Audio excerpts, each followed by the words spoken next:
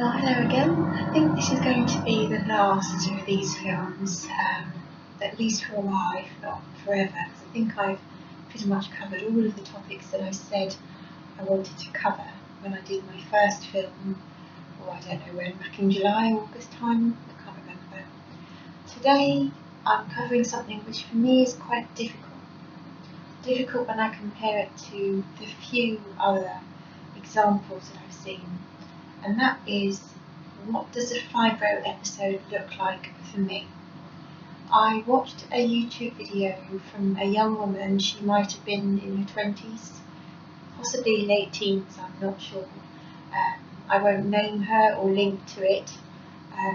I hope I've got the age right. She was very young, and she described the lead up to she used a different word, as you probably know if you've watched any of these films. I used the word fibro episode. She used a different word, but she described how she would know she was leading up to her version of a fibro episode, so to speak. And I remember watching this thinking, I have none of that. She described hair loss, weight loss, so alien to anything I know. And I know that I've mentioned this. If not in the first film, then definitely by the second or third. I'd seen some things on the NHS website where people were describing their episodes in terms of a cloud of pain, for example, and I remember saying that I've never experienced it in that way. Whenever I've had a fibro episode, I could always point to a place on my body, and always numerous places actually, on my body and laterally in my body, where I can say, that hurts, that's painful, the pain I'm experiencing there is spasmodic or it's radiating, and I could always point to the pain and describe it, never cloudy, never nebulous. And certainly, as I've already mentioned, I wouldn't experience things that would let me know I was about to hit a fibro episode, or if only in a way I could know, then I could maybe prepare myself. But I've been thinking about what my fibro episodes look like, and perhaps what I'm trying to find patterns into what I was doing, where I was, what I was experiencing in the run up to those episodes, so I could maybe try and figure out what's universal, what's common to all of them. And the only thing I've been able to find is that I was doing a lot. I've already described, and I've mentioned at least a handful of times since then, my first exposure to what I knew to be unusual pain, and started thinking this is, I think, fibromyalgia, and that was the pain up and down my left leg, a lightning pain. That was in September 2016. I've been thinking a lot about what I was doing prior to that. I always walked. I didn't have a car at the time, and I would walk to work, and when I actually got to work, I would be doing a lot of walking around. I look back now and I think I was probably doing about 4 miles a day, just getting to work and then running around the office. And then I left that job and I was walking even further, and at lunchtime I was walking around the campus. Excuse me. And so I wager that I was doing about 6 miles. So, and I was going up and down stairs a lot more. I didn't have stairs in the job I was doing prior to that. So what it looked like to me was, whilst I was used to being active, I upped the ante on that activity quite suddenly. And my legs, which were bearing the brunt of that activity, and my back, my lower back, obviously your limbs all connect together. I don't need to go into skeletal formats with you. But that's the only thing I could think of, is that whilst I was active, I upped the ante and my legs bore in front of that. Why it would be my left leg, not my right leg, or both legs, I don't know. But that seemed to me to be a trigger. The next memorable episode I had was, because that kind of continued into early 2017, it didn't really stop. It progressively got worse. It was in my wrists, my neck and shoulders, etc. The next memorable episode I had was the thing that prompted me to ask my employer whether I could work part-time. I accompanied my line manager to a customer visit, and I had to drive to the train station. I got on the train, and then the actual site was about 1.5 miles away from the train station, plus I had to park about half a mile away from the train station in the overflow car park. So I'd gone from because I was driving to work, I'd gone from that kind of setup for over a year to, on this particular day, walking a lot more on cement as well. And another thing I noticed or remember about this was that because I was on the train and I knew I wouldn't have easy access to the loo, I wasn't drinking very much. And you know that I've mentioned about drinking, my levels of hydration helping me sleep, etc. My low blood pressure, I need to keep well hydrated. I was used at that time to drink about 3 litres, 3.5 litres, 2 litres of fizzy water, because that's my favourite. Never mind the water in my porridge and in my coffee and my cups of tea.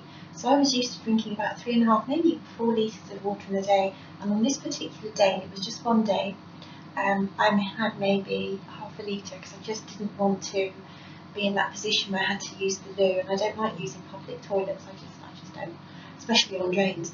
So I went from being really hydrated to being really not hydrated. And the third thing I remember about that particular day was that I was in a room. We were maybe a dozen people in this room, and it was freezing. The air condition was cranked up. The 2 women I was sat between were also huddled up in scarves. It was a warm day. It was early September 2018, 19. Was it last year? Yeah, it was last year, like early September last year, and it was freezing cold in this room. And I haven't talked about cold temperatures and what have you with fibro. Maybe I'll do that another time. I don't know. But I was cold all day, and then the fourth thing I remember noticing about that day was that my laptop. I had to take my laptop with me, and I had a small bottle of water that I was sipping on. So initially, when I was walking to the customer site, I had my laptop plus my own phone, the bottle of water, and I can't remember, 1 or 2 other little bits, maybe a purse or something like that. But it was heavy, and I can't carry weights. Like I'm feeble. I can hardly chop. I remember saying to somebody I worked with years ago, this is the office I worked in when I had to give up my job. This was like late 2016, early 2017. I was describing how I just haven't got the skills or capacity to peel a celeriac. Even though I like it, I can't peel it because it's just so. It requires such strength. Likewise with butternut squashes and that sort of thing. But I'm getting distracted, so I can't carry things. I can't carry heavy weights. So I was walking a lot. By comparison to what I was used to. I was very low on hydration. I was sat in a cold room for the bulk of the day, and I had carried my laptop for the 2.5, 3 miles that I'd had to walk there and back. That night I didn't sleep. I was in so much pain, my neck and shoulders. I can't even remember the specific joints and aches that I had. No IBS type pains. I only noticed those earlier this year. I slept very badly, and I couldn't go into work the next day. So then let's fast forward now to my last episode, which was in June this year, and I was stressed out from the whole COVID working from home business. I hadn't quite set up my home office. I was working on a stool, sitting on a stool rather than an office chair. I have bought one now. I think I've talked about that in recent films. And then the IBS stuff. What led up to that? Well, I'm sure stress is instrumental. I'll put a link actually to the NHS website, which is where I learned about the stress element of fibro only this year. Just the sitting for hours on the wrong type of chair, and that put me out for about 2 weeks, and largely the IBS and the nausea stuff was what knocked me out earlier this year, but praise God I haven't been poorly since then. Okay, yes, I felt the aches and pains, of course, especially the nerve pains in my fingertips. I can't seem to get rid of those. and in my feet as well. And as I mentioned in recent films, the pains up and down my left leg continue to just startle me periodically, but to be off work, no, not since early June this year. So for me, what causes a fibro episode is simply overdoing it and doing the wrong things. So, oh yeah, and another thing I noticed was I wasn't off work for very long, but it did cause me to go home early one afternoon. I've been using a weighted backpack, I think I've mentioned this, and I was really hoofing it when I go for my walks at lunchtime. And my body just eventually, but gently and firmly, said, I don't like that. So I knew that I was asking too much of going full pelt, and also being weighted. I think it was maybe 3.5 kilos worth of weight that I had. I don't use that anymore. So how do I know when I'm going to get a fibro episode? Well, I don't. But I do know that if I push myself too much, overwalking, walking with too much weight, not keeping hydrated, just doing too much. If I do that, then I know I will pay for it, and I will be longer paying for it than the time I took actually creating that scenario of pain. So, I used to run. I could run up to 5-6 kilometres on any session and do that 3 times a week. I used to go to the gym, and I would do inclines on treadmills and what have you, and I'd push myself. I remember a colleague of mine, we were going at it, we were kind of like, let's compete, and she jumped off and she kind of limped out of the room, and I was still going. I've mentioned the high intensity workout sessions that I used to do at a gym when I worked at an organisation that had a gym attached to it, and I could keep up with women half my age. I can't do that now. I know not to do that now. If I do the gardening, I have to pace myself, and that's maybe like the standard for my life now. I have fibro, and if I don't pace myself, if I try and be what I used to be, I will put myself in bed. So that for me is how fibro pain rears itself, is for me too quickly and too strenuously changing my routine and going out and out doing stuff that my body finds really stressful and can't keep up with.